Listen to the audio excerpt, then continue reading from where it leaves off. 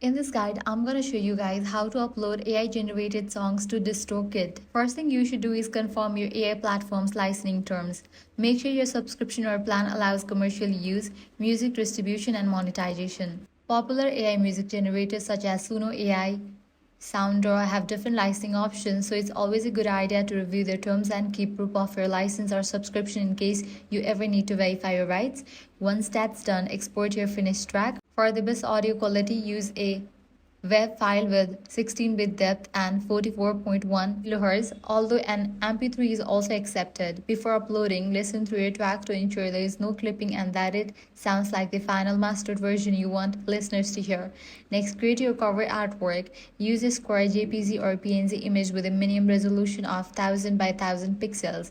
Make sure your artwork is original and don't include copyrighted images, celebrity photos, or brand logos that don't have permission to use. You can easily create professional looking artwork using like Canva or Adobe Express.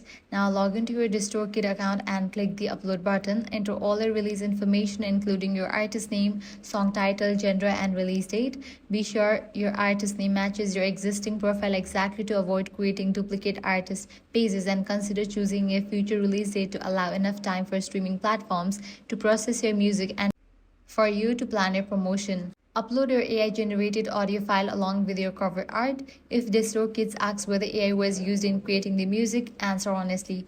Being transparent helps ensure your release complies with platform policies and reduce the risks of delays or takedowns. Next, select the streaming services where you would like your music to appear, such as Spotify, Apple Music, YouTube Music. Before submitting your release, carefully review every detail including your song title, artist name, spelling, metadata, and artwork to make sure everything is accurate. Once you are satisfied, click submit and DistroKid will begin processing your release and delivering it to the selected music stores. Finally, remember to avoid copying another artist's voice or style too closely.